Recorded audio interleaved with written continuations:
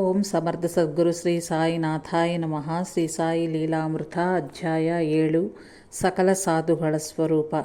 ನಿರ್ಗುಣ ನಿರಾಕಾರನಾದ ಭಗವಂತನು ತಪೋನಿಷ್ಠರಾದ ಮಹರ್ಷಿಗಳಿಗೆ ಮಾತ್ರವೇ ಧ್ಯಾನದಲ್ಲಿ ಗೋಚರಿಸುವನು.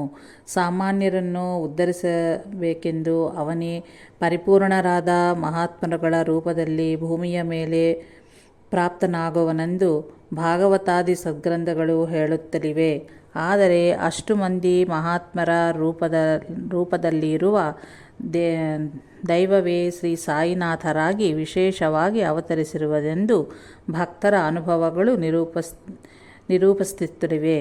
ಆದ್ದರಿಂದಲೇ ಅವರು ದತ್ತಾತ್ರೇಯ ಸ್ವಾಮಿಯ ಅದ್ವಿತೀಯ ಪರಿಪೂರ್ಣ ಅವತಾರಗಳಿಗೂ ಮತ್ತು ಸಕಲ ಸಾಧುಗಳ ಸ್ವರೂಪರು. ಶ್ರೀ ನರಸಿಂಹ ಮಹಾರಾಜು ಸಾಕೋರಿ ನಿವಾಸಿಯಾದ ಹಂಸರಾಜು ಉಬ್ಬಸ ರೋಗದಿಂದ ಬಾಧಪಡುತ್ತಲಿದ್ದನು. ಅವನಿಗೆ ಸಂತಾನವೂ ಸಹಿತ ಇರಲಿಲ್ಲ. ಅವನು ಈ 2 ಬಾಧೆಗಳನ್ನು ನಿವಾರಿಸದೆಂದು ನಾಸಿಕ್ ನಿವಾಸಿ ದಿಗಂಬರ ಸಾಧುಗಳಾದ ನರಸಿಂಹ ಮಹಾರಾಜ್ ಎಂಬ ಸಿದ್ಧಪುರುಷರನ್ನು ಆಶ್ರಯಿಸಿದನು. ಅವನ ದೇಹವನ್ನು ಒಂದು ಭೂತ ಹುಕ್ಕು ಸಂತಾನವಾಗದಂತೆ ಮಾಡುತ್ತಿರುವುದೆಂದು ಶ್ರೀ ಸಾಯಿಬಾಬಾರನ್ನು ದರ್ಶಿಸಿದಲ್ಲಿ ಅವರು ಹಂಸರಾಜ್ನ ಕೆನ್ನಿಗೆ 2 ಬಾರಿಸಿ ಆ ಭೂತವನ್ನು ಅಟ್ಟುವರೆಂದು ನರಸಿಂಹ ಮಹಾರಾಜ್ ಹೇಳಿದರು. ಅವನು ಅಂತೆಯೇ 1911ರಲ್ಲಿ ಶ್ರೀ ಸಾಯಿಯನ್ನು ದರ್ಶಿಸಿ ಮಾತನಾಡಲಾರಂಭಿಸುವ ಮೊದಲೇ ಶ್ರೀ ಸಾಯಿ ಅವನ ಕೆನ್ನೆಯ ಮೇಲೆ 2 ಬಾರಿಸಿ ದುಷ್ಟಗ್ರಹವೇ ಹೋಗು ಹೊರಗೆ ಎಂದು ಗರ್ಜಿಸಿದರು. ಕೆಲ ಕಾಲದಲ್ಲಿಯೇ ಅವನಿಗೆ ಸಂತಾನ ಲಾಭ ಆಯಿತು. ಈ ಮಹಾತ್ಮರ ಇಬ್ಬರ ಆಂತರ್ಯ ಒಂದೇ ಎಂದು ಈ ಘಟನೆ ನಿರೂಪಿಸುತ್ತದೆ. ದಹನು ನಿವಾಸಿ ಹರಿಭಾವ್ ಕಾರ್ನಿಕ್ 1917ರ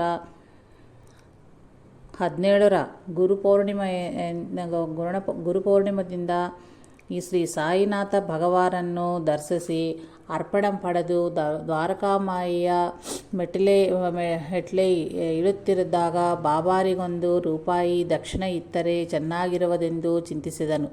ಒಮ್ಮೆ ಅರ್ಪಣೆ ಪಡೆದ ಅನಂತರ ಮತ್ತೆ ಬಾಬಾರನ್ನು ದರ್ಶಿಸಬಾರೆಂದು ಶ್ಯಾಮ ಹರಿಭಾವನ್ನು ಕಳುಹಿಸಿದನು. ಅವನು ನಾಸಿಕದಲ್ಲಿ ಇಳಿದು ಗುಡಿಗೆ ತರಳಿ ಒಳಗೆ ಪ್ರವೇಶಿಸುತ್ತಂತೆಯೇ ಬಾಗಿಲ ಬಳಿ ಭಕ್ತರ ಮಧ್ಯೆ ಇದ್ದ ನರಸಿಂಹ ಮಹಾರಾಜ್ ಹರಿಭಾವನ ಕೈ ಹಿಡಿಕೊಂಡು ನನ್ನ ರೂಪಾಯಿ ನನಗೆ ಕೊಡು ಎಂದರು. ಆ ರೂಪದಿ ಸ್ವಯಂ ಶ್ರೀ ಸಾಯಿನಾಥರೇ ತಾನು ಕೊಡಬೇಕೆಂದರೆ ಅಂದುಕೊಂಡಿರುವ ರೂಪಾಯಿನೂ ಸ್ವೀಕರಿಸುತ್ತಿರುವೆಂದು ಗುರುತಿಸಿ ಸಂತೋಷದಿಂದ ಸಮರ್ಪಿಸಿದನು. ಹರಿಭಾವ್ ಶ್ರೀ ಸಾಯಿನಾಥ ಶ್ರೀ ನರಸಿಂಹ ಮಹಾರಾಜು ಇಬ್ಬರಲ್ಲವೂ ಒಬ್ಬರೇ ಹೌದು.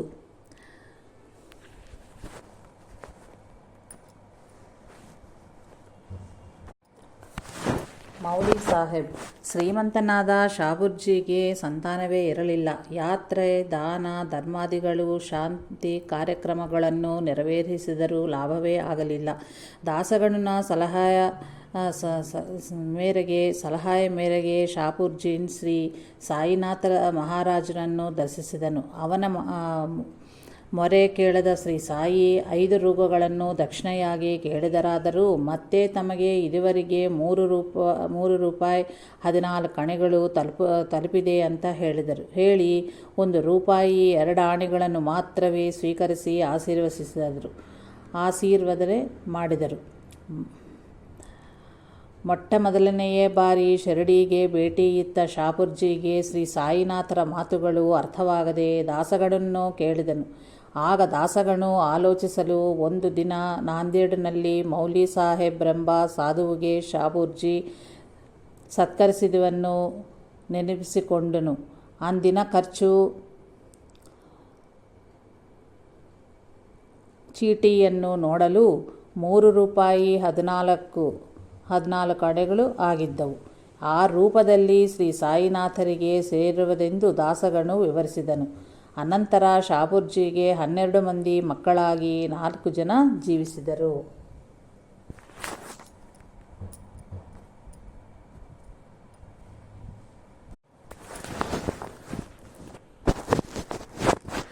ಶ್ರೀ ಅಕ್ಕಲ್ಕೋಟ್ ಸ್ವಾಮಿ ಸಮರ್ಥ. ಅಕ್ಕಲಕೋಟೆಯಲ್ಲಿ ದತ್ತಾವತಾರ ಮೂರ್ತಿಯಾದ ಶ್ರೀ ಸ್ವಾಮಿ ಸಮರ್ಥ ಮಹಾರಾಜರು 1856 ಇಂದ ಹಿಡಿದು 1878 ಮಹಾಸಮಾಧಿಯನ್ನು ಹೊಂದುವ ಸಮಯದೇ ಭಕ್ತ ಕೇಶವನಾಯಕ್ ಶೋಕಿಸುತ್ತಿರಲು ಸ್ವಾಮಿ ಸಮರ್ಥರು ತಮ್ಮ ಪಾದುಗಳನ್ನು ಅವನಿಗೆ ಪ್ರಸಾದಿಸಿ, ನನ್ನ ಅವತಾರ ಶಿರಡಿಯಲ್ಲಿ ಇರುವರು, ಸೇವಿಸು ಎಂದರು. ಆ ಅನಂತರ ಕೇಶವನಾಯಕ್ ತನ್ನ ಮಗನನ್ನು ಕರೆದುಕೊಂಡು ಶಿರಡಿಗೆ ಹೊರಟನು.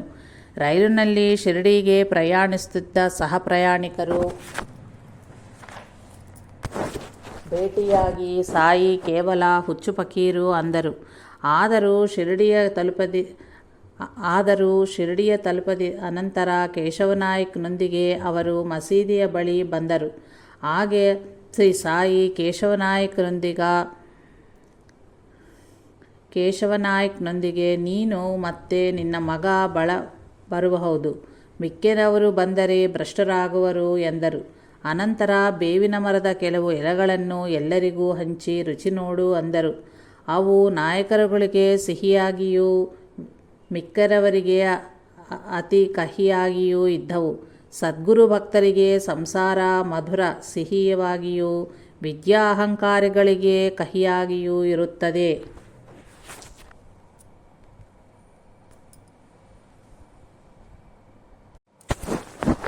ಹರಿಶ್ಚಂದ್ರ ಪಿತಲೆ ಮುಂಬೈಯ ಮಗನಿಗೆ ಮೂರ್ಛೆ ರೋಗ ಬರ್ತಾ ಇತ್ತು.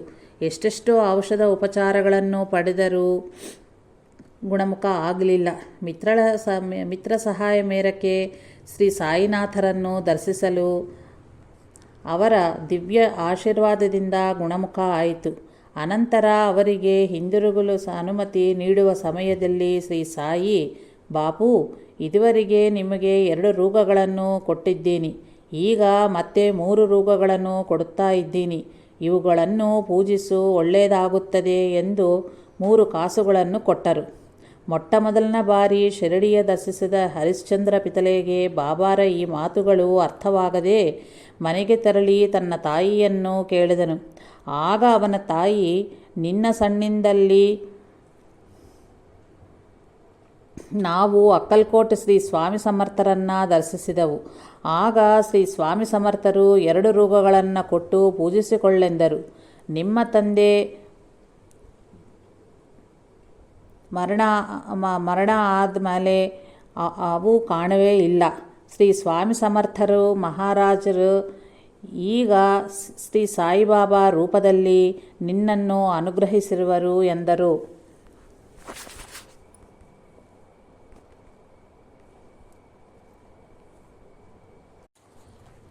ಶ್ರೀ ಅಕ್ಕಲ್ಕೋಟ್ ಸ್ವಾಮಿ ಸಮರ್ಥರು ಸಮಾಧಿಯನ್ನೈದ ಅನಂತರ ಅವರ ಭಕ್ತ ಕೃಷ್ಣಜಿ ಆಗಾಗ ಅವರ ಸಮಾಧಿ ದರ್ಶನ ಮಾಡುತ್ತಾ ಇದ್ದನು. ಒಂದು ರಾತ್ರಿ ಕನಸಿನಲ್ಲಿ ಅವನಿಗೆ ಶ್ರೀ ಸ್ವಾಮಿ ಸಮರ್ಥರು ದರ್ಶನವಿತ್ತು. ಈಗ ಅಕ್ಕಲ್ಕೋಟ್ನಲ್ಲಿ ಏನಿದೆ, ನಾನೀಗ ಶಿರಡಿಯಲ್ಲೇ ಇದ್ದೀನಿ, ಅಲ್ಲಿ ಬಂದು ಸೇವಿಸು ಎಂದರು. ಮರುದಿನವೇ ಅವನು ಶಿರಡಿಗೆ ಸೇರಿ ಶ್ರೀ ಸಾಯಿ ಸನ್ನಿಧಿಯಲ್ಲಿ 6 ತಿಂಗಳ ಕಾಲ ಇದ್ದನು. ಅಭ್ಯಾಸದಂತೆಯೇ ಅಕ್ಕಲಕೋಟೆಗೆ ಹೊರಡಲು ಶ್ರೀ ಸಾಯಿನಾಥರಲ್ಲಿ ಅನುಮತಿಯನ್ನು ಕೃಷ್ಣಜಿ ಬೇಡಿದನು. ಆಗ ಶ್ರೀ ಸಾಯಿ, ಈಗ ಅಲ್ಲಿ ಏನಿದೆ, ಆ ಸ್ವಾಮಿ ಈಗ ನನ್ನ ರೂಪದಲ್ಲಿಯೇ ಇರುವರು, ಅಲ್ಲಿಗೆ ಹೋಗುವುದು ಏಕೆ ಎಂದರು. ನಾರಾಯಣ್ ಠಾಣೆ ನಿವಾಸಿಗೆ ಪ್ರಮಾದಕರವಾದ ಜ್ವರ ಬಂದಾಗ ಸ್ನೇಹಿತರು ಶ್ರೀ ಸಾಯಿನಾಥರ ಪಟ ಮತ್ತು ವಿಭೂತಿಯನ್ನು ಕೊಟ್ಟರು. ಅದರ ಮರುದಿನವೇ ಅವನಿಗೆ ಜ್ವರ ಗುಣಮುಖ ಆಯಿತು.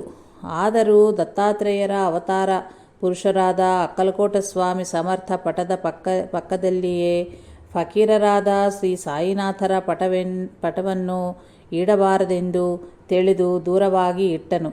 ನಾರಾಯಣ್ ಅಂದು ರಾತ್ರಿ ಕನಸಿನಲ್ಲಿ ಅವರಿಗೊಬ್ಬ ಫಕೀರು ದರ್ಶನವಿತ್ತು. ಆ ಫಕೀರು ಸ್ವಾಮಿ ಬೇರೆಯಲ್ಲ ಎಂದು ಹೇಳಿದನು. ಮರುದಿನವೇ ಅವನು ಸಾಯಿ ಪಟವನ್ನು ಪೂಜೆಯಲ್ಲಿ ಇರಿಸಿಕೊಂಡನು.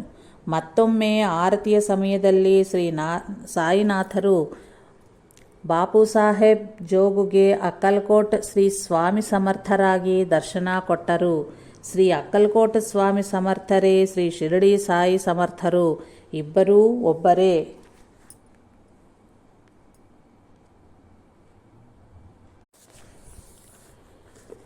ಗುರು ಗೋಲಪ್ ಸ್ವಾಮಿ ಕೋಟೀಶ್ವರನಾದ ನಾಗಪುರದ ಬೂಟಿ ಶ್ರೀ ಸಾಯಿ ಸನ್ನಿಧಿಯಲ್ಲಿದ್ದ ದಿನಗಳವು. ಒಂದು ದಿನ ಬೆಳಿಗ್ಗೆ ಶ್ರೀ ಸಾಯಿ ಲೆಂಡಿ ತೋಟಕ್ಕೆ ಹೊರಡುವ ಸಮಯ ಅದು. ಈ ದಿನ ಕಾಷಾಯ ಧರಿಸುವೆನು ಎಂದರೆ ಹೊರತು ಭಕ್ತರು ತಂದುಕೊಟ್ಟಿದ್ದರೂ ಧರಿಸಲಿಲ್ಲ. ಮಧ್ಯಾಹ್ನ ನಾಸಿಕ್ನಿಂದ ಮುಳೇಶಾಸ್ತ್ರಿ ಎಂಬ ಶ್ರೋತ್ರಿಯ ಅಗ್ನಿಹೋತ್ರಿ ಬ್ರಾಹ್ಮಣನು ಬೂಟಿಯನ್ನು ಭೇಟಿಯಾಗಲು ಶಿರಡಿಗೆ ಬಂದನು. ಇಬ್ಬರೂ ಶ್ರೀ ಸಾಯಿನಾಥರನ್ನು ದರ್ಶಿಸಿದರು. ಬಾಬಾ ತಮ್ಮ ಹಣದಿಂದ ಹಣ್ಣುಗಳನ್ನು ಕೊಂಡು ಭಕ್ತರಿಗೆ ಹಂಚಿದರು. ಆಗ ಬಾಬಾರ ಹಸ್ತ ರೇಖೆಗಳನ್ನು ಪರಿಶೀಲಿಸಬೇಕೆಂದು ಕೋರಿದನು ಮುಳೇಶಾಸ್ತ್ರಿ. ಬಾಬಾ 4 ಬಾಳೆಹಣ್ಣುಗಳನ್ನು ಪ್ರಸಾದಿಸಿ ಸುಮ್ಮನಾದರು. ಹಸ್ತರೇಖೆಯ ನೋಡಲು ತಾವು ಕೇವಲ ಮಾನವರಲ್ಲ, 4 ಪುರುಷಾರ್ಥಗಳನ್ನು ಪ್ರಸಾದಿಸುವ ಭಗವತ್ ಸ್ವರೂಪಿಯೇ ತಾವೆಂಬ ಭಾವ ಇರಬಹುದು. ಇದರ ನಂತರ ಮುಳೇಶಾಸ್ತ್ರಿ ತನ್ನ ತಂಗುದಾಣಕ್ಕೆ ಸೇರಿ ಸ್ನಾನ ಮಾಡಿ ಮಡಿ ಉಟ್ಟುಕೊಂಡು ಅಗ್ನಿಹೋತ್ರನಾರಂಭಿಸಿದನು. ದ್ವಾರಕಾಮಾಯಿಯಲ್ಲಿ ಆರತಿಯ ಸಮಯದಿ ಬೂಟಿಯನ್ನು ಕರೆದು, ಆ ನಾಸಿಕದ ಬ್ರಾಹ್ಮಣನನ್ನ ದಕ್ಷಿಣೆಯನ್ನು ತೆಗೆದುಕೊಂಡು ಬಾರೆಂದು ಹೇಳು ಎಂದರು ಬಾಬಾ. ಬೂಟಿ ಆ ಮಾತನ್ನು ಮುಳೇಶಾಸ್ತ್ರಿಗೆ ಹೇಳುತ್ತಲೇ ಶ್ರೋತ್ರಿಯನಾದ ತನ್ನನ್ನು ಮುಸಲ್ಮಾನರಾದ ಬಾಬಾ ಹೇಗೆ ಆದೇಶಿಸುವುದು ಅವನಿಗೆ ಮನದಲ್ಲಿ, ನಾನು ಶುದ್ಧ ಅಗ್ನಿಹೋತ್ರಿ ಬ್ರಾಹ್ಮಣ, ನಾನೇಕೆ ದಕ್ಷಿಣ ಕೊಡಬೇಕು? ಬಾಬಾ ಮಹಾತ್ಮರ ಆಗಿರಬಹುದು, ಆದರೆ ನಾನು ಅವರನ್ನು ಆಶ್ರಯಿಸಿಲ್ಲವೇ ಎಂಬ ಭಾವಗಳಿದ್ದು ಇರುಸುಮುರುಸುಗೊಂಡೆನು. ಕೇವಲ ಬೂಟಿಯ ಮೇಲಿನ ಗೌರವದಿಂದ ಮಾತ್ರವೇ ಇಷ್ಟವಿಲ್ಲದಿದ್ದರೂ ಮುಳೇಶಾಸ್ತ್ರಿ ಮಸೀದಿಯ ಬಳಿ ಬಂದು ಹೊರಗಭಾಗದಲ್ಲಿಯೇ ಮುಂದೆ ನಿಂತು ಬಾಬಾರಿಗೆ ಪುಷ್ಪಾಂಜಲಿಯನ್ನು ಸಮರ್ಪಿಸಿದನು. ಆದರೆ ಅವನಿಗೆ ಬಾಬಾ ಕಾಣಲಿಲ್ಲ.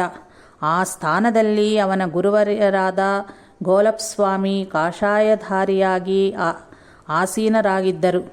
ತಡೆಯಲಾಗದ ಅಮಿತಾನಂದ ಭರಿತನಾಗಿ ಮುಳೇಶಾಸ್ತ್ರಿ ದ್ವಾರಕಾಮಯ ಒಳಗ ಹೋಗಿ ತನ್ನ ಗುರುವರ್ಯರ ಪಾದಕ್ಕೆ ಬಿದ್ದನು. ಭಕ್ತರೆಲ್ಲರೂ ಆರತಿಯ ಪದಗಳನ್ನು ಹಾಡುತ್ತಿದ್ದರೂ ಮುಳೇಶಾಸ್ತ್ರಿ ತನ್ಮಯತ್ವದಿಂದ ತನ್ನ ಗುರುನಾಮನ್ನ ಸ್ಮರಣೆ ಮಾಡುತ್ತಾ ಇದ್ದನು. ಸ್ವಲ್ಪ ಹೊತ್ತಿನಲ್ಲಿ ಅದೇ ಸ್ಥಾನದಲ್ಲಿ ಶ್ರೀ ಸಾಯಿನಾಥರು ಆಸನೆ ಮಂಡಿತರಾಗಿ ದಕ್ಷಿಣೆಯನ್ನು ಕೇಳುತ್ತಾ ಇರುವರು.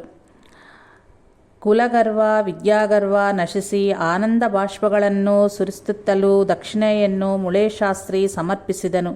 ಅವನ ಅನುಭವ ಕೇಳಿದ ನಂತರವೇ ಅಂದಿನ ದಿನ ಬೆಳಿಗ್ಗೆ ಬಾಬಾ ಕಾಷಾಯ ಧರಿಸುವೆನೆಂದು ಮಾತುಗಳ ಅರ್ಥ ಭಕ್ತರಿಗೆ ತಿಳಿಯಲಾರಂಭಿಸಿತು. ಶ್ರೀ ಸಾಯಿ ಗೋಲಪ್ ಸ್ವಾಮಿ ಬೇರೆಯಲ್ಲ.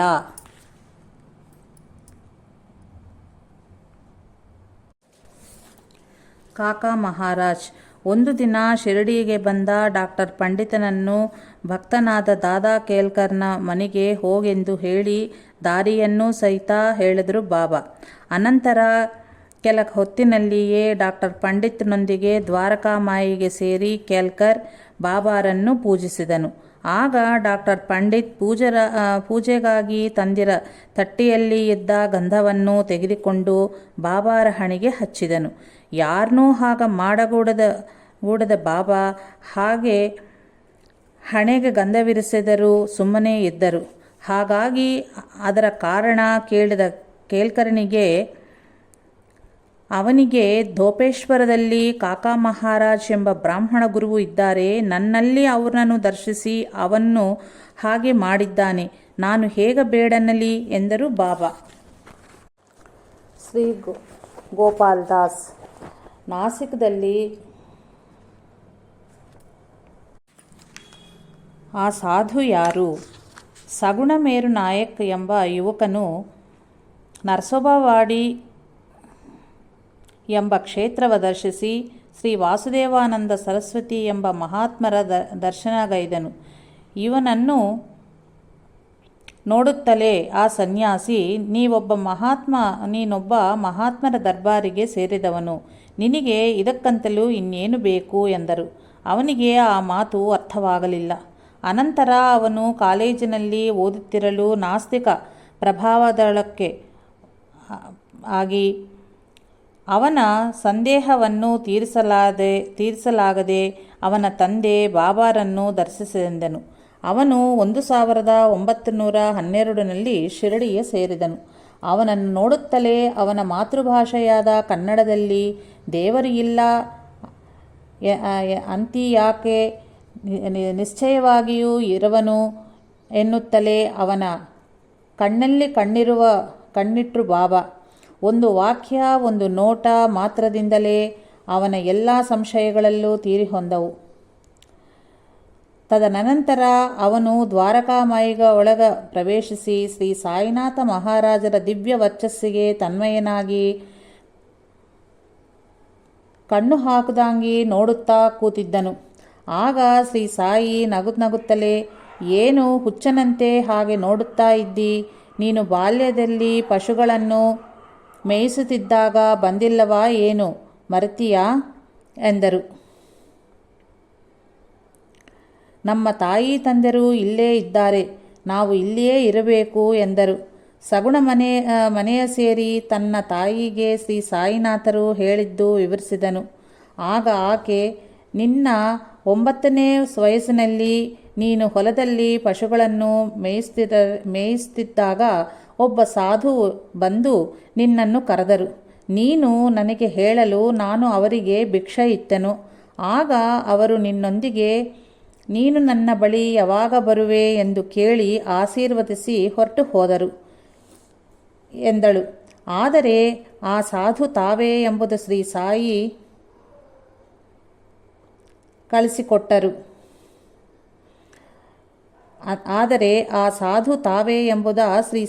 ತಿಳಿಸಿಕೊಟ್ಟರು. ಅಲ್ಲಿಯವರೆಗೂ ಶ್ರೀ ವಾಸುದೇವಾನಂದ ಸರಸ್ವತಿ ಸ್ವಾಮಿ ಹೇಳಿದ ಮಾತುಗಳಿಗೆ ಅರ್ಥ ಸಗುಣಿಗೆ ಹೊಳೆಯಲಿಲ್ಲ. ಅನಂತರ ಅವನು ಜೀವನಾದ್ಯಂತ ಶಿರಡಿಯಲ್ಲೇ ಆಯುಷ್ನ ಸಾರ್ಥಕ ಪಡಿಸಿಕೊಂಡನು.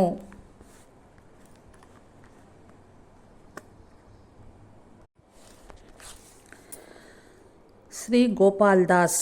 ನಾಸಿಕ್ದಲ್ಲಿ ಗೋಪಾಲ್ದಾಸ್ ಮಹಾರಾಜ್ ಎಂಬ ಸಿದ್ಧರಿದ್ದರು. ಅವರ ಭಕ್ತರಾದ ಡಾಕ್ಟರ್ ಗಣೆ ಬಾಬಾರನ್ನು ಪೂಜಿಸ್ತಾ ಇದ್ದನು.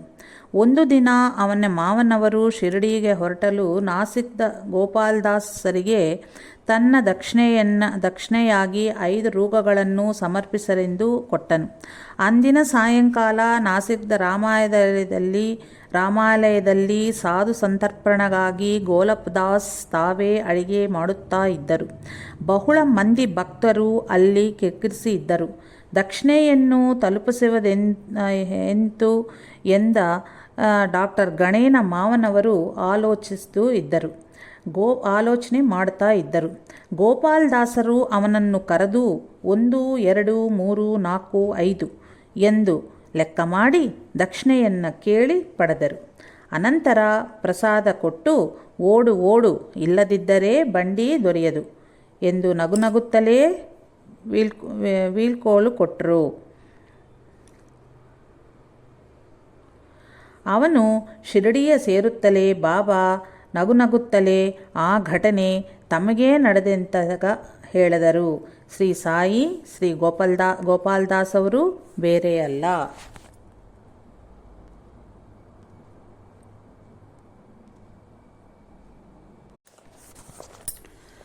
ಹುಮಯಾನ್ ಚಕ್ರವರ್ತಿ ಹುಮಯಾನ್ ಚಕ್ರವರ್ತಿಯ ಗುರುವು. ಮಹಾತ್ಮರ ಮಾತುಗಳು ಕೆಲವು ನಿಗೂಢವಾಗಿ ಇರುತ್ತವೆ. ಶ್ರೀಕೃಷ್ಣನು ತನ್ನ ಜನನಕ್ಕೆ ಪೂರ್ವದಲ್ಲಿಯೇ ಬಹಳಷ್ಟು ಯುಗಗಳ ಹಿಂದೆ ವ್ಯಾಸಗೈದ ವ್ಯವಸ್ಥಿತನಾಗಿ ಯೋಗವಿದ್ಯೆಯನ್ನು ಉಪದೇಶಿಸುವರೆಂದನು. ಯಹೂದಿಗಳ ವರ್ಣದ ಆದಿಪುರುಷನಿಗೆ ಅಬ್ರಹಾಮನಿಗೂ ಮೊದಲು ತಾನಿದ್ದನಾಗಿ ಯೇಸುಕ್ರಿಸ್ತು ಹೇಳಿದನು. ಹಾಗೆಯೇ ಬಾಬಾ ಅವರು ಒಮ್ಮೆ ಹೀಗಂದರು. ಬಹಳ ಕಾಲದ ಹಿಂದೆ ಪೈಠಾನದಲ್ಲಿ ನಾನೊಬ್ಬ ಸದ್ಬ್ರಾಹ್ಮಣನೊಂದಿಗಿದ್ದನು. ನನಗೆ ಅವನು ಭಿಕ್ಷೆ ನೀಡುತ್ತಿದ್ದನು. ಈ ದಿನಗಳಲ್ಲಿ ಅಂತಹವರು ಅಪರೂಪ. ಈಗ ಎಲ್ಲರೂ ಸ್ವಾರ್ಥಪರರೇ ಆಗಿದ್ದಾರೆ. ಈಗವನು ಎಲ್ಲಿದ್ದಾನೋ ಅಲ್ಲಾಗೆ ಗೊತ್ತಿರಬೇಕು. ನಾನದಕ್ಕೆ ಕೆಲವು ಸಾವಿರ ವರ್ಷಗಳ ಹಿಂದೆಯೇ ಇದ್ದನೆಂದು ತಿಳಿ. ನಾನಾಗಲೇ ವೃದ್ಧನಾಗಿ ಪ್ರಯಾಗದಲ್ಲಿ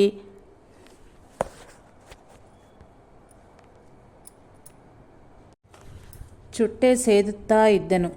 ಆಗ ವೀಣೆ ಚಿಟಿಕೆಗಳಿಗೆ ಧರಿಸಿ ಭಜನೆ ಮಾಡುತ್ತಾ ಇದ್ದ ಬ್ರಾಹ್ಮಣನು ನನ್ನ ಬಳಿ ಬಂದು ನಮಸ್ಕರಿಸಿ, ಮುಕುಂದ ಬ್ರಹ್ಮಚಾರಿ ಆಚರಿಸುತ್ತಲಿರುವ ತಪಸ್ಸು ಶೀಘ್ರದಲ್ಲಿಯೇ ಪೂರ್ಣವಾಗಲಿದೆ. ಸಹನೆಯಿಂದ ಇರಬೇಕೆಂದು ನೀವು ಅವನಿಗೆ ಹೇಳಿರಿ. ನಿಜವಾಗಿಯೂ ಇದು ಭಗವದಾಜ್ಞೆ. ನಾನೊಂದು ವ್ರತದಲ್ಲಿ ಇದ್ದ ಕಾರಣ ಈ ಕೆಲಸವನ್ನು ತಾವೇ ಮಾಡಬೇಕು ಎಂದನು. ನಾನು ಮುಕುಂದನ ವಾಸಿಸುತ್ತಿದ್ದ ಮಠಕ್ಕೆ ಹೋದನು. ಅದು ನೀಮಗಾಂವ್ ಗ್ರಾಮದಷ್ಟು ದೊಡ್ಡದು. ಮುಕುಂದ ಮತ್ತು ಅವನ ಶಿಷ್ಯರು ನಾನು ಮುಸಲ್ಮಾನೆಂದು ಬಗೆದು ನಾವಿಲ್ಲಿ ಅನುಷ್ಠಾನ ಮಾಡಿಕೊಳ್ಳುತ್ತಾ ಇದ್ದೇವೆ. ನಿನ್ನ ಆಗಮನದಿಂದ ಈ ಮಠ ಅಪವಿತ್ರವಾಯಿತು. ನಾವೆಲ್ಲರೂ ಆತ್ಮಾಹುತಿ ಮಾಡಿಕೊಳ್ತೀವಿ. ಆ ಪಾಪ ನಿನಗೆ ಬರುತ್ತದೆ ಎಂದರು. ನಾನು ಅಲ್ಲಾಹ್ ಮಾಲಿಕ್ ಎಂದು ಹೇಳಿ ನಾನು ಹೇಳಬೇಕಾದ ವಿಚಾರವನ್ನು ಮನಸ್ಸಿನೊಂದಿಗೆಯೇ ಹೇಳಿ ಹೊರಗೆ ಬಂದನು. ಬಜಾರುನಲ್ಲಿ ಒಬ್ಬ ಯುವರಾಜು, ಅವನ ಹೆಂಡತಿ ಮತ್ತು ಕೆಲವು ಮಂದಿ ಸೇವಕರು ಕಂಡರು. ಆ ಯುವತಿಗೆ ಕುಡಿಯಲು ನೀರು ಬೇಕೆಂದು ಆಕೆಯ ಗಂಡ ಎಲ್ಲರನ್ನೂ ಕೇಳುತ್ತಾ ಇದ್ದನು.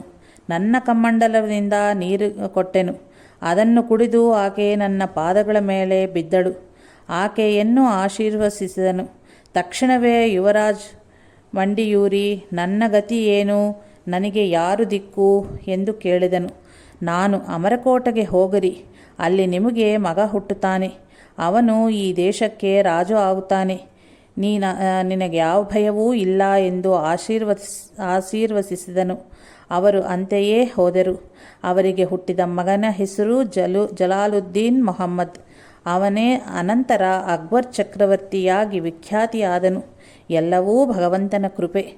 ಈ ವೃತ್ತಾಂತವಾದರೆ ವಜ್ರದ ಗಣಿಯಂತಹದು. ಇದರಲ್ಲಿ ಬಹಳಷ್ಟು ನಿಗೂಢವಾದ ಸತ್ಯಾಂಶಗಳು ಮತ್ತು ಚರಿತ್ರೆಯೂ ಅಡಿಗಂಟಿವೆ.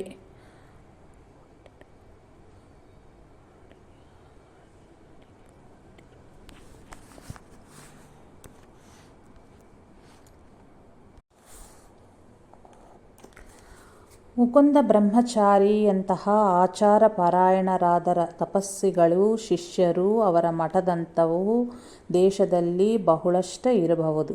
ಆದರೆ ವ್ಯಕ್ತಿಗತವಾದ ಅವರ ತಪಸ್ಸಿನಿಂದ ಭಗವಂತನು ಸುಪ್ರೀತನಾಗಿರಬಹುದು.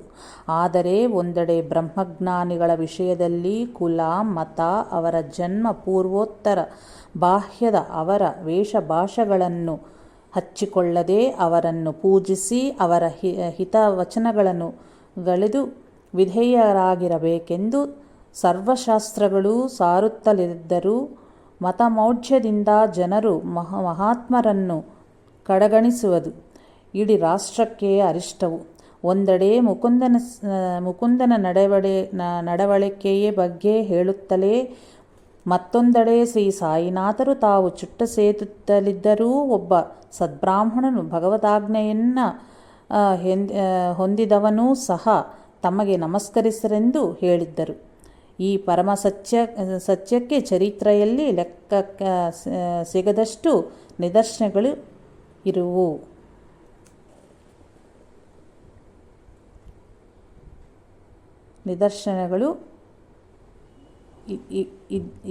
ಇವು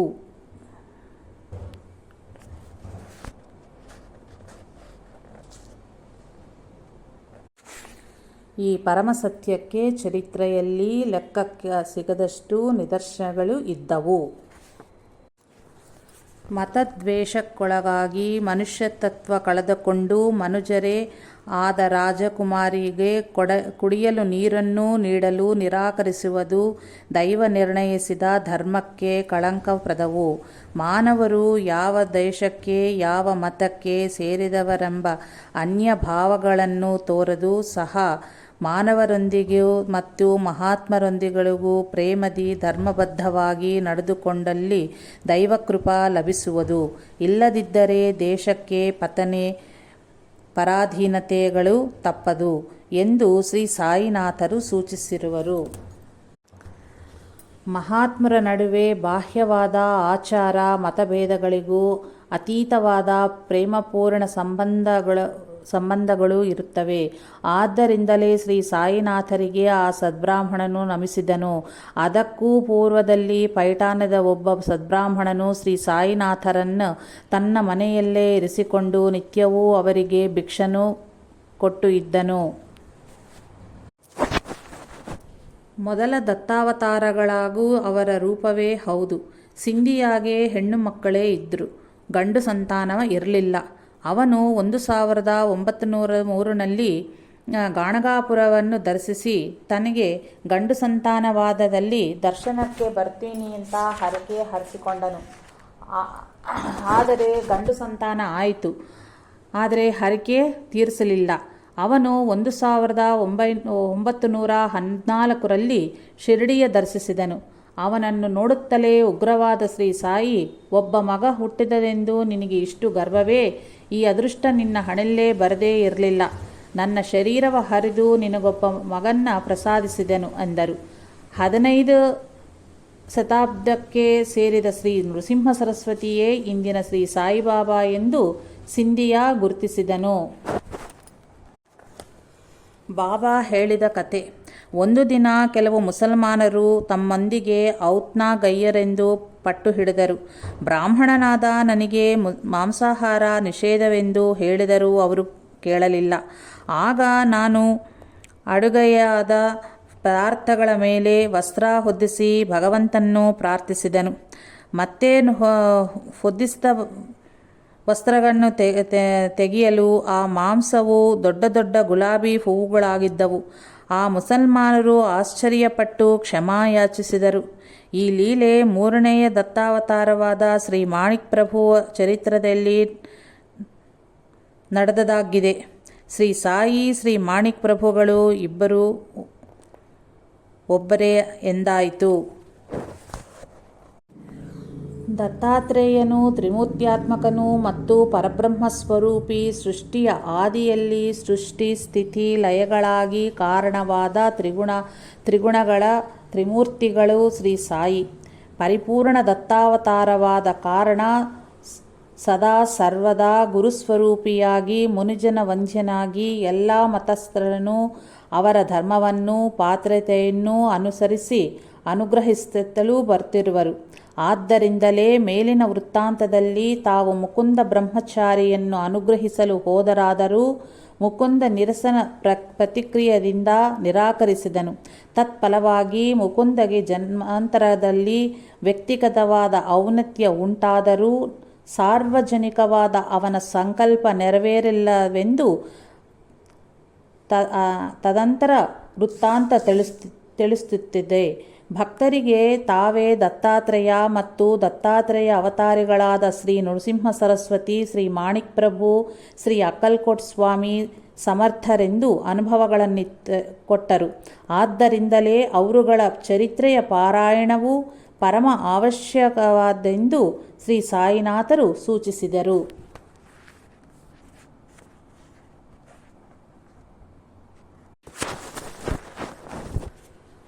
ಅವರ ಸನಾತನ ಧರ್ಮಮೂರ್ತಿಯಾದ ದತ್ತಾತ್ರೇಯ ಸ್ವಾಮಿಯು ಶ್ರೀ ಸಾಯಿನಾಥ ಅವತಾರದಲ್ಲಿ ಫಕೀರರಾಗಿ ದರ್ಶನವಿತ್ತರು. ಏಕನಾಥನಿಗೆ ಅವರ ಗುರುವಾದ ಜನಾರ್ದನ್ ಸ್ವಾಮಿಗೂ ಸಹ ಅವರು ದರ್ಶನವಿತ್ತರು. ಆದ್ದರಿಂದಲೇ ದತ್ತಾತ್ರೇಯರು ಕೇವಲ ದೇವತೆಗಳಲ್ಲೊಬ್ಬರೇ ಮಾತ್ರವೇ ಅಲ್ಲ, ಎಲ್ಲ ಮತಗಳಲ್ಲಿಯೂ ಮಹಾತ್ಮರುಗಳಾಗಿ ಮಾನವ ಜನಾಂಗಕ್ಕೆ ಸದಾ ಸರ್ವದಾ ಲಭ್ಯವಾಗುವ ಸದ್ಗುರು ತತ್ವವೇ ದತ್ತಾತ್ರೇಯ ಸ್ವಾಮಿಯು. ಆದ್ದರಿಂದಲೇ ಅಂತಹವರೆಲ್ಲರ ಚರಿತ್ರೆಯೂ ಒಂದೇ ಬಗೆಯಾಗುತ್ತದೆ. ಸನಾತನ ಹಿಂದೂ ಧರ್ಮದಲ್ಲಿ ದತ್ತಾತ್ರೇಯ ಸ್ವಾಮಿ, ಬೌದ್ಧ ಧರ್ಮದಲ್ಲಿ ಪದ್ಮಸಂಭವನು, ಇಸ್ಲಾಂ ಧರ್ಮದಲ್ಲಿ ಖಜೀರ ಮತ್ತು ಮಹಬೂಬ್ ಸುಬಾನಿಗಳಾಗಿ ಆ ತತ್ವವೇ ಪ್ರಕಟವಾಯಿತು. ಇವರೆಲ್ಲರೂ ಸಂಕುಚಿತವಾದ ಮತೋನ್ಮಾದಗಳನ್ನು ತ್ಯಜಿಸಿ ಸಾಮರಸ್ಯವನ್ನೇ ಬೋಧಿಸಿದರು.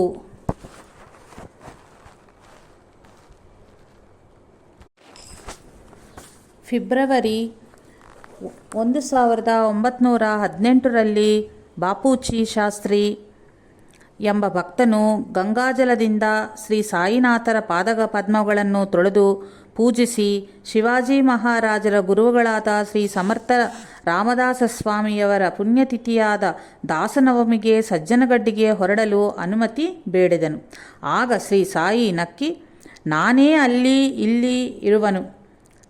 ನಾನೇ ಅಲ್ಲಿಯೂ ಇಲ್ಲಿಯೂ ಇರುವನು ಎಂದು ಆಶೀರ್ವದಿಸಿ ಕಳುಹಿಸಿದನು.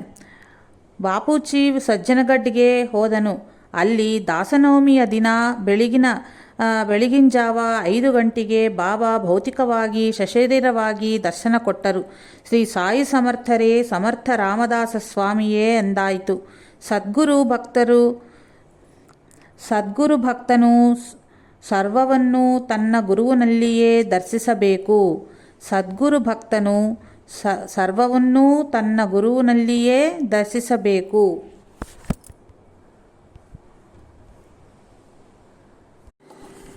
ಶ್ರೀ ಸಾಯಿಬಾಬಾ ಒಮ್ಮೆ ಅಹಮದಾಬಾದ್ನಿಂದ ಬಂದ ಒಬ್ಬ ಮುಸಲ್ಮಾನಿಗೆ ಮಹಮ್ಮದರ ಖಲೀಫಾ ಹಜರತ್ ಅಲಿಯಾಗಿ ದರ್ಶನವಿತ್ತರು. ಇಂತಹ ಲೀಲೆಗಳು ಶ್ರೀ ಸಾಯಿಬಾಬಾ ತಮ್ಮ ಪೂರ್ವ ಜನ್ಮಗಳಲ್ಲಿಯೇ ಪರಿಪೂರ್ಣರಾದ ದಿವ್ಯ ಪುರುಷರೆಂದು ನಿರೂಪಣೆ ಆಗ್ತಾ ಇವೆ. ಅವರು ಈ ಜನ್ಮದಲ್ಲಿ ಗೋಪಾಲರಾವ್ ದೇಶ್ಮುಖ್ ಉರಫ್ ವೆಂಕೂಸಾರ ಕೃಪೆಯಿಂದ ಪರಿಪೂರ್ಣರಾದಂತ ತಿಳಿಸುವ ಕಥೆಯು ವಾಸ್ತವವಾಗಿರಲಾರದು. ವಿಶೇಷವೇನೆಂದರೆ ಮುಕುಂದ ಬ್ರಹ್ಮಚಾರಿಯ ಬಗ್ಗೆ ಶ್ರೀ ಸಾಯಿ ಹೇಳಿದ ಕಥೆಗೆ ಚರಿತ್ರೆಯೂ ಆಧಾರವೂ ಇರುವುದು. ಅಂದು ಮೊಘಲರ ಚರಿತ್ರೆಯ ರಚನಕಾರನಾದ ಬಿಲ್ಲಿಗ್ರಾಮಿ ಆ ವಿಚಾರವನ್ನು ಹೀಗೆ ಬರೆದಿರುವನು. ಮುಕುಂದ ಎಂಬ ಬ್ರಹ್ಮಚಾರಿ ಮರುಜನ್ಮದಲ್ಲಿ ಮುಸಲ್ಮಾನರ ರಾಜ್ಯ ಆಳಿತವನ್ನು ಮುಕುಂದ ಎಂಬ ಬ್ರಹ್ಮಚಾರಿ ಮರುಜನ್ಮದಲ್ಲಿ ಮುಸಲ್ಮಾನರ ರಾಜ್ಯ ಆಡಳಿತವಸ್ತು ನಮ್ಮ ದೇಶದಲ್ಲಿ ಅಂತ್ಯಗೊಳಿಸಬೇಕೆಂಬ ಸಂಕಲ್ಪದಿಂದ ಘೋರವಾದ ತಪಸ್ಸನ್ನು ಆಚರಿಸಿದನಂತೆ. ಅವನೇ ಮರುಜನ್ಮದಲ್ಲಿ ಅಕ್ಬರ್ ಚಕ್ರವರ್ತಿಯಾಗಿ ಜನಿಸಿ ತನ್ನ ಪೂರ್ವ ಸಂಸ್ಕಾರವನ್ನು ಅನುಸರಿಸಿ ಕೆಲವು ಹಿಂದೂ ಸ್ತ್ರೀಯಗಳನ್ನು ವಿವಾಹ ಮಾಡಿಕೊಂಡು ತಿಲಕಧಾರಣೆ ಮೊದಲಾದ ಕೆಲವು ಹಿಂದೂ ಆಚಾರ ಸಂಪ್ರದಾಯಗಳನ್ನು ಆಧರಿಸಿ ಅಂದಿನ ಪ್ರಜೆಗಳು ಭಾವಿಸುತ್ತಾರೆ. ಆದ್ದರಿಂದಲೇ ಶ್ರೀ ಸಾಯಿನಾಥರು ಮಹಾಸಮಾಧಿಯನ್ನೈದ ಅನಂತರ ಪ್ರಕಟವಾದ ಮಹಾತ್ಮರ ರೂಪಗಳಲ್ಲಿ ಸಾಕಾರಗೊಳ್ಳುವುದು ದತ್ತಾತ್ರೇಯ ತತ್ವವೇ ಹೌದು. ಶ್ರೀ ಸಾಯಿ ಮಹಾಸಮಾಧಿಯನ್ನೈದಾಗ ಹರ್ದಾ ನಿವಾಸಿಯಾದ ಸದಾಶಿವ್ ಬಹಳ ನೊಂದು ಹತಾಶನಾದನು. ಒಂದು ರಾತ್ರಿ ಅವನಿಗೆ ಬಾಬಾ ಕನಸಿನಲ್ಲಿ ದರ್ಶನವಿತ್ತು. ಈಗ ಸಾಯಿ ಖೇಡಾದಲ್ಲಿ ಇರುವನು, ಬಂದು ದರ್ಶನ ತೆಗೆದುಕೋ, ಶೋಕಿಸಬೇಡ ಎಂದರು. ಆ ಕಾಲದಲ್ಲಿ ಆ ಊರಿನಲ್ಲಿ ಶ್ರೀ ಜುನಿವಾಲಾ ದಾದಾ ಎಂಬ ಮಹಾತ್ಮರಿದ್ದರು. ಅವರ ದರ್ಶನಕ್ಕೆ ಸದಾಶಿವ್ ತೆರಳಿದನು.